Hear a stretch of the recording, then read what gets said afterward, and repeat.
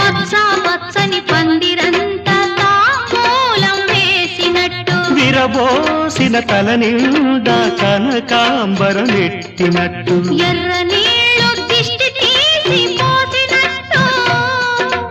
ఎర్ర నీళ్ళు దిష్టి తీసి పోసినట్టు కర్పూరం హారతి ఇచ్చినట్టు